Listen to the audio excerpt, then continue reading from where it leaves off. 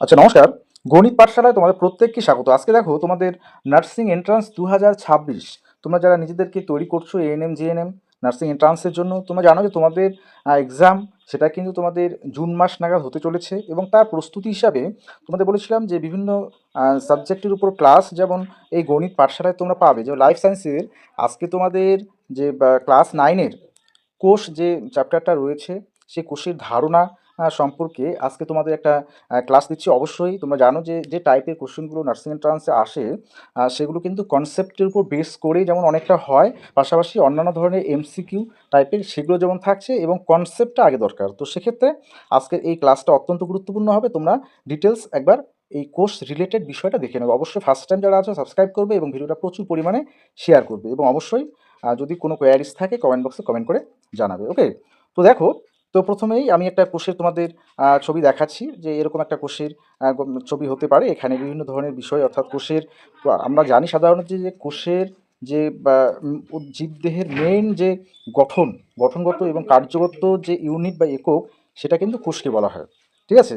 তো এই কোষের মধ্যে অনেক কোষীয় অঙ্গাণু যেমন আছে, বিভিন্ন ধরনের নামকরণ, এটা তোমরা অবশ্যই দেখতে পাচ্ছ এখানে। এবার আমরা মেইন যে ইতিহাসটা, সে কোষের ইতিহাস বা কোষ তৈরির ইতিহাস সেটা সম্পর্কে আগে একটু জেনে নিই। আচ্ছা, প্রথমেই কোষ হলো, দেখো কোষ বা সেল সেটা জীবদেহের গঠনগত এবং কার্যগত মৌলিক একক। তাহলে কোষটাকে বলা হচ্ছে স্ট্রাকচারাল আর হচ্ছে ফাংশনাল ইউনিট জীবদেহের। ওকে, আচ্ছা, অর্থাৎ জীবের সমস্ত গঠন এবং জীবন ক্রিয়া বা জৈবনিক ক্রিয়া কোষের মাধ্যমেই কিন্তু সংঘটিত হয়। ঠিক আছে? তাই কোষকে জীবনের ক্ষুদ্রতম একক বলা হয়। আচ্ছা, আমরা যদি একটা জাস্ট এক্সাম্পল দিই যে একটা বড় বিল্ডিং, একটা 10 তলা বা 20 তলা বিল্ডিং তৈরি করতে কতগুলো ইটের প্রয়োজন হয়, তো সেক্ষেত্রে আমরা কিন্তু তার হিসাবটা সেভাবে বলতে পারবো না। তো সেক্ষেত্রে ঠিক একই রকম যেগুলো যেমন কোষের এককোষী যেগুলো জীব আছে তাদের যেমন একটা কোষ থাকে, আবার বহুকোষীয় যেগুলো জীব তাদের কিন্তু অসংখ্য বা অগণতি কোষ সেখানে থাকে। তো ডিটেলস সম্পর্কে আমরা জানবো এই সম্পর্কে। ওকে, আচ্ছা, কোষের উৎপত্তি এটা সব থেকে একটা ভাইটাল বিষয়, যে এই যে কোষ শব্দটা কখন আসলো বা কে দিল সেটা যেমন একটা ভাইটাল। দেখো, 1665 সালে ইংরেজ বিজ্ঞানী রবার্ট হুক কর্ক নামক উদ্ভিদের শুকনো টিস্যু মাইক্রোস্কোপে পর্যবেক্ষণ করেন। তাই রবার্ট হুক কর্ক নামক একটা উদ্ভিদের শুকনো টিস্যু সেটা মাইক্রোস্কোপে যখন অবজার্ভ করেন, তিনি দেখেন যে সেখানে ছোট ছোট ঘরের মতো গঠন দেখতে পান। এগুলোকে নাম দেন তিনি কোষ। তাহলে কোষের বা সেল এই যে শব্দটা বা এটার নামকরণ, কোষের নামকরণ প্রথম কে দেন, তাহলে কিন্তু অবশ্যই বলতে হবে রবার্ট হুক। ঠিক আছে? তো সেল শব্দের অর্থ হলো ছোট কক্ষ বা ঘর। ঠিক আছে? আচ্ছা, তাহলে এই যে সেল নাম দেন বা কোষ নাম দেন রবার্ট হুক। আচ্ছা, এবার প্রশ্ন হচ্ছে কোষের আবিষ্কার, তাহলে কে কোষ আবিষ্কার করেন? সেখানেও দুটো বিষয় কিন্তু আছে। কি কি বিষয়? দেখো, কোষ আবিষ্কারের এই যে রবার্ট হুক, তোমরা যেটা দেখলে যে 1665 সালে তিনি কর্ক নামক উদ্ভিদের শুকনো টিস্যুর মধ্যে যে মাইক্রোস্কোপ দিয়ে যে কোষটা পর্যবেক্ষণ করেন, ছোট ছোট যে ঘরের মতো গঠন দেখতে পান, অ্যাকচুয়ালি সেগুলো হচ্ছে মৃত কোষ। সেগুলো কোষ ছিল কিন্তু সেগুলো হচ্ছে মৃত কোষ।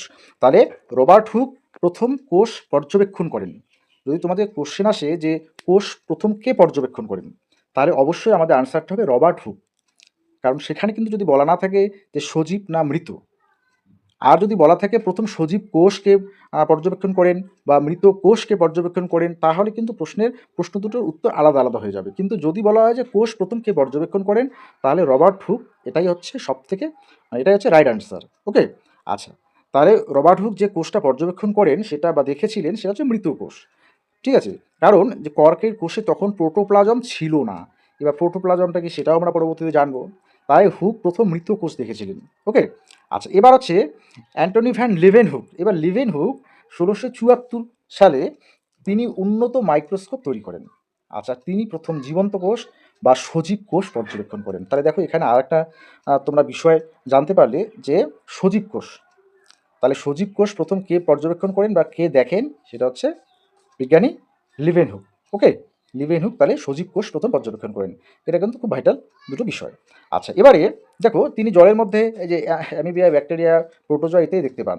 আচ্ছা, লিভেনহুক প্রথম সজীব কোষ দেখেছিলেন, যেটা আলটিমেটলি আমরা বলতে পারছি যে সজীব কোষ প্রথম পর্যবেক্ষণ করেন বিজ্ঞানী লিভেনহুক। আচ্ছা, এবার রবার্ট ব্রাউন একটা নাম আছে বিজ্ঞানী। এবার তিনি 1831 সালে কী করেন? তিনি প্রথম কোষের কেন্দ্র বা নিউক্লিয়াস, যেটা কোষের যে নিউক্লিয়াস সেটা আবিষ্কার করেন। কারণ কোষের মস্তিষ্ক বলা হয় নিউক্লিয়াসকে। সেই কোষের নিউক্লিয়াস বা মস্তিষ্কটা আবিষ্কার করেন সেটা হচ্ছে বিজ্ঞানী রবার্ট ব্রাউন। কত সালে? 1831 সালে। এগুলো কিন্তু মনে রাখতে হবে। ওকে।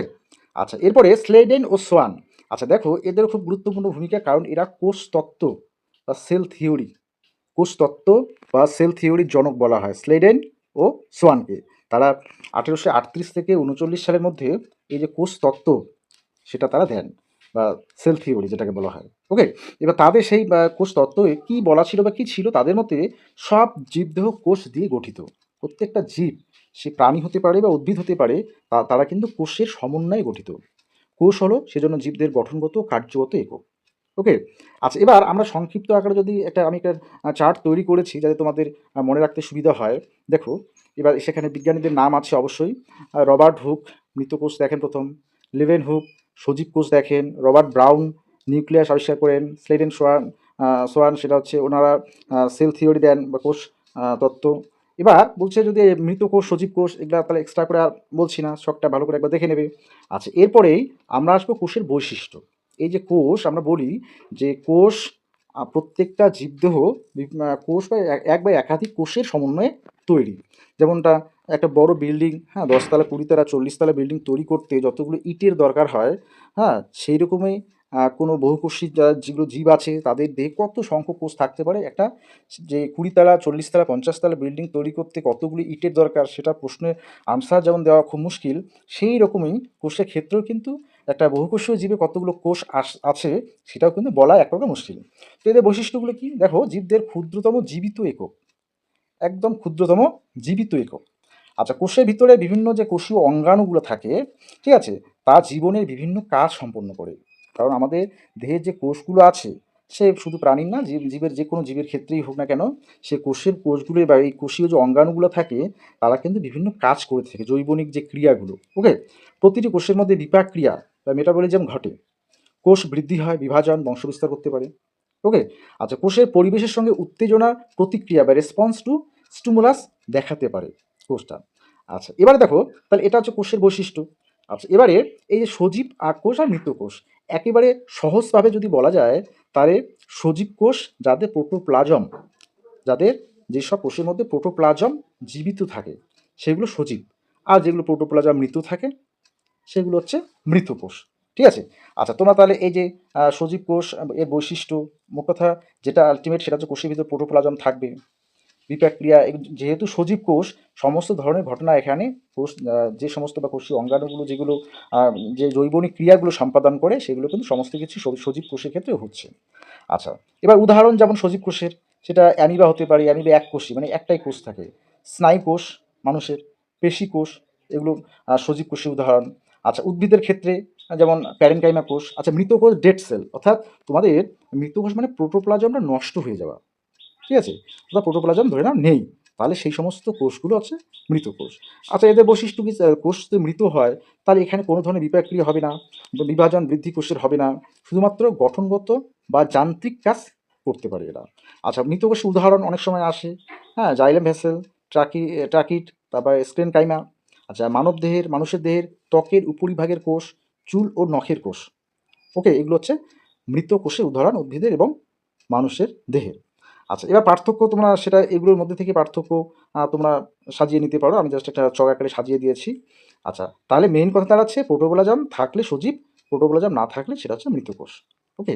এবার কোষের যে এই যে আকার, কেমন আকার হয়, সাইজ অফ সেল, তাহলে কোষের যে আকারটা সেটা কিন্তু মাইক্রোমিটার এককে মাপা হয়। এবার সাধারণ কোষের আকার 10 থেকে 30 মাইক্রোমিটার হয়। মানুষের লোহিত রক্তকণিকার যে আকার সেটা কত, মানুষের ডিম্বাণুর যে কোষ সেটা সব থেকে বড় কোষ, সেটা কত। তো অধিকাংশ কোষ এত ছোট যে মাইক্রোস্কোপ ছাড়া দেখা যায় না কোষগুলো। আচ্ছা, এবার কোষের আকৃতি, কেমন আকৃতির হয়, তো এখানে বিভিন্ন কোষ, স্নায়ু কোষ ও লম্বা শাখাযুক্ত, আমি ডিটেলস কিন্তু এখানে দিয়েছি। পেশি কোষ লম্বা হয়, লোহিত রক্তকণিকা দ্বিঅবতল চাকতির মতো, এগুলো তোমরা কিন্তু যেমন ক্লাস 9-এর বই বা ক্লাস 8-এর বইও পেয়ে যাবে। উদ্ভিদে প্যারেনকাইমা কোষ কীরকম হয়, হ্যাঁ, তো এই যে কোষের বিভিন্ন আকারগুলো, এগুলো কিন্তু অনেক সময় এক্সামে তোমাদের আসে। আচ্ছা, এবার এককোষী, তাহলে এককোষী মানে যাদের যে সমস্ত জীবের কোষ সংখ্যা একটা, তাদের এককোষী। তাহলে উদাহরণ এরকম অ্যামিবা, প্যারামেসিয়া, ব্যাকটেরিয়া, বিভিন্ন ধরনের। তো এদের একটাই কোষ থাকে। এই একটা কোষে সব জৈবনিক যে প্রক্রিয়াগুলো, যেমন খাদ্য গ্রহণ, শ্বাস, বংশবিস্তার সম্পূর্ণ এই একটা কোষে সম্পন্ন করে। আর বহুকোষীয় এদের জীবদেহের অনেক কোষ থাকে, তো প্রত্যেকটা কোষে দেখো প্রত্যেকটা এই যে এদের কোষগুলোর বিশেষ বিশেষ কাজের জন্য স্পেশালাইজড, এক একটা কোষ এক এক ধরনের কাজ করে। ঠিক আছে? আচ্ছা, তো কোষের কি গুরুত্ব? অবশ্যই কোষের গুরুত্ব আছে। জীবদেহে কোষ অত্যন্ত গুরুত্বপূর্ণ, কারণ কোষ ছাড়া জীবনের অস্তিত্ব সম্ভব নয়, কারণ টোটাল জীবদেহটা কোষের সমষ্টি নিয়েই তৈরি হয়। আচ্ছা, জীবদের সব জৈবনিক কাজ কোষে সংঘটিত হয়। কোষ বিভাজনের মাধ্যমে বৃদ্ধি ও বংশবিস্তার ঘটে। কোষ থেকেই কোষ থেকেই কিন্তু অঙ্গ, তারপরে অঙ্গতন্ত্র, সম্পূর্ণ জীবদেহ, এই সিস্টেমে কিন্তু টোটাল জীবদেহটা গঠিত হয়। অর্থাৎ ক্ষুদ্রতম যে জীবদের একক, সেটাই সেজন্য কোষ বলা হয়। ঠিক আছে? আচ্ছা, তাহলে কোষের সংজ্ঞা তোমাদের ক্লাস 9 এ পড়ে তোমাদের এই সংজ্ঞাটা দিতে পারো। ওকে? তো এই যে কোষের একটা প্রাথমিক ধারণা, এবার বিভিন্ন ধরনের এমসিকিউ টাইপের কোশ্চেন তোমাদের এরকম আসতে পারে যে কোষ শব্দটি প্রথম কে ব্যবহার করেন? তো রবার্ট হুক, যেটা তোমাদের আলোচনা করলাম। এইভাবে প্রাথমিক ধারণাগুলো আগে নিয়ে রাখতে হবে।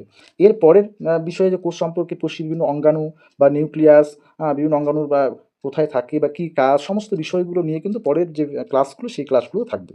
ওকে?